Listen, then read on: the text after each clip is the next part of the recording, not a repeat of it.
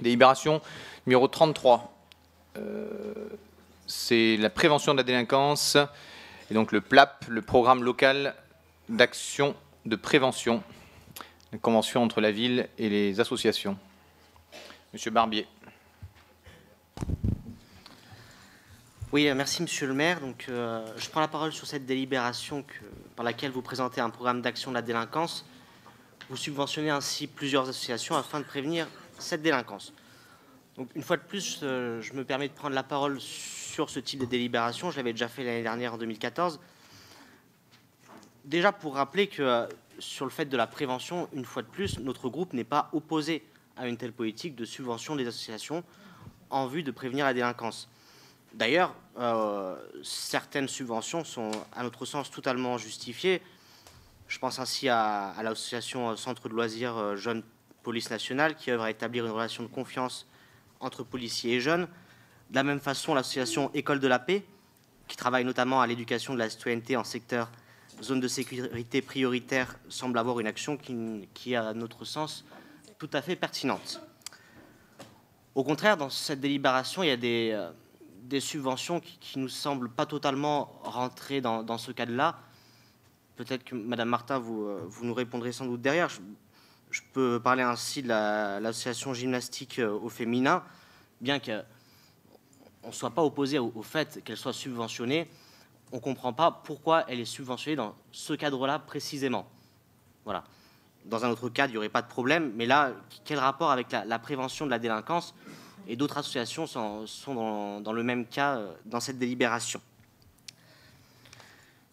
Le principal problème, à notre sens, et on l'a dit plusieurs fois, j'avais déjà eu l'occasion de m'exprimer là-dessus, c'est que malheureusement, les derniers événements nous le démontrent. On ne peut pas limiter une politique pour prévenir la délinquance et surtout pour la combattre à seulement subventionner des associations que vous sélectionnez. Il y a à notre sens une politique beaucoup plus globale à mener avec, une fois de plus, et je suis désolé de vous le rappeler, ça a été dit tout à l'heure à l'occasion du compte administratif par Jérôme Safar, on le redit nous aussi parce que ça nous semble important. Sans doute, Madame Martin, vous nous donnerez les mêmes réponses, mais il semble très important pour nous de le souligner. Augmenter le nombre de policiers municipaux. Nous nous étions engagés, si nous avions gagné l'année dernière, à doubler ce nombre au cours du mandat. Armer les policiers municipaux. Et enfin et surtout la question de la vidéoprotection. D'ailleurs, vous semblez souvent critiquer cette méthode, même systématiquement.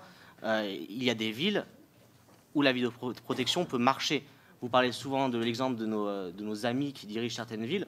On peut citer pas très loin de chez nous Voiron, qui a développé depuis un an son système de vidéoprotection. Et ils ont sur le terrain des très bons retours, et de la part des citoyens voironnais, et de la part des policiers nationaux et municipaux, qui soulignent le fait que cette politique fonctionne. Ce n'est pas une réponse unique, ce n'est pas une réponse miracle, mais c'est une des réponses qui peut s'inscrire dans un projet beaucoup plus global. Moi, ce que je vous reproche aussi, c'est de systématiquement vous cacher derrière l'État en matière d'insécurité, alors que vous ne menez pas à bien votre mission de tranquillité publique. Je le rappelle, c'est la loi, le maire est aussi chargé de maintenir l'ordre public, qui est défini dans le Code général des collectivités territoriales, donc salubrité, sécurité, sûreté. Et de plus, je ne crois pas que c'est l'État qui vous ait demandé de démonter les caméras de vidéosurveillance, les quelques caméras de vidéosurveillance qu'il y avait à votre arrivée. Ce n'est pas non plus lui qui vous a conseillé de digérer, comme vous avez dit, l'augmentation, qui n'est quand même pas phénoménale, du nombre de conseillers municipaux lors du dernier mandat. Ce n'est pas non plus lui qui vous a demandé d'annuler la commande d'armes pour les policiers municipaux. En réalité, j'arrive pas vraiment à voir l'action globale, parce que vous n'en avez pas, que vous voulez mener contre l'insécurité à Grenoble. Et parfois, j'ai l'impression que vous voulez nier ce problème. En effet, certains parlaient de sentiment d'insécurité. Madame la première adjointe, c'était vendredi ou samedi, je crois, dans un communiqué qui est paru dans le Dauphiné Libéré, vous parliez d'un sentiment de montée en tension actuelle, notamment au niveau du quartier Saint-Bruno. Moi, j'y habite au quartier Saint-Bruno, justement, et je peux vous certifier, en discutant avec les voisins, en le voyant régulièrement, qu'il ne s'agit pas seulement d'un sentiment de montée en tension dans ce quartier. Le problème est à mon sens beaucoup plus profond, beaucoup plus grave. Et malheureusement, quand à 22 h sur une place historique de Grenoble, une place connue, quand des personnes arrivent et tirent à l'arme automatique, on ne peut pas parler d'un simple sentiment de montée en tension. C'est à mon sens beaucoup plus grave et je pense qu'objectivement, nous sommes tous d'accord pour le reconnaître. Et je pense que le jour où vous arrêterez de nier ce problème à Grenoble, déjà, vous aurez fait le premier pas en la matière. Je vais vous faire part d'une petite anecdote qui est bénigne, mais qui arrive souvent, malheureusement, pas plus tard que la semaine dernière. Quand je sors en ville avec des amis, certains, je pense notamment à des filles, ont peur, et je suis désolé de vous le dire, peut-être ça ne vous fait pas plaisir, mais n'aiment pas rentrer seule le soir à Grenoble. Je pense à une amie qui habite à Alsace-Lorraine, donc qui n'habite pas non plus dans les quartiers où il y a le plus de problèmes à Grenoble, qui, en venant du centre-ville, n'a pas envie de rentrer seule et préfère se faire raccompagner à la fin de la soirée. Cette fille-là, elle a 23 ans, elle n'est pas particulièrement de droite. Peut-être ça vous fait rire, mais moi, je trouve que le problème est beaucoup plus profond que ça.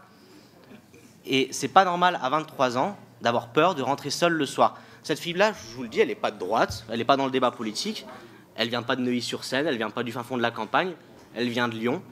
Et elle-même explique que quand elle rentre à Lyon, le sentiment n'est pas du tout le même. Et là, pour le coup, il n'y a pas de sentiment de montée en tension à Lyon. J'ai pas l'impression que vous vous rendez compte à quel point tout cela est dramatique, à quel point tout cela est grave. Et pourtant, j'aimerais sincèrement que vous vous en rendiez compte. Je ne vous tiens pas pour seul responsable du problème qu'il y a aujourd'hui à Grenoble. On le sait, Grenoble, historiquement, a toujours été une ville, comme beaucoup de grandes villes de France, où il y a des questions, des problèmes en matière de délinquance, en matière d'insécurité. Et d'ailleurs, vous n'êtes pas les seuls responsables. Quand vous êtes arrivés aux responsabilités, la situation était déjà plus que préoccupante. Ce discours-là, je ne vous le tiens pas pour vous embêter, pour faire de la politique politicienne. Je vous le tiens parce que sincèrement, je sais que la situation est dramatique et j'ai envie de vous interpeller là-dessus. Je le ferai aussi souvent que possible, à chaque conseil municipal, dès qu'il y aura une délibération de ce type qui, à mon sens, n'ira pas assez loin. Et pour moi, il n'y a rien de plus grave qu'une ville qui sombre peu à peu dans l'insécurité, une insécurité qui est chronique. Et c'est pour ça qu'à mon sens, on ne peut pas résumer cette politique globale dont Grenoble a besoin à seulement quelques subventions pour des associations en vue de prévenir la délinquance, même si, une fois de plus, ceci est nécessaire. Et j'ai parfois peur que votre idéologie vous empêche de mener les vraies solutions nécessaires pour faire face à ce problème. Encore une fois, j'ai vraiment envie de le souligner. Moi, quand je vous dis ça ce soir, ce n'est pas de la politique que je fais. C'est vraiment parce que j'y crois, parce que j'en suis convaincu. Il y a un vrai problème à Grenoble qu'il faut combattre. Et je vais vous dire quelque chose. Moi, j'aimerais que vous réussissiez. Je ne suis pas là en me disant pourvu qu'il se foire complètement pendant tout le mandat, pour qu'ensuite on puisse récolter le laurier. Bien au contraire, mais il y a un vrai problème d'insécurité. Beaucoup de citoyens grenoblois ont tiré la sonnette d'alarme lors d'unions de quartier, encore hier soir quand vous étiez place Saint-Bruno. Je le fais ce soir en conseil municipal. Je vous remercie.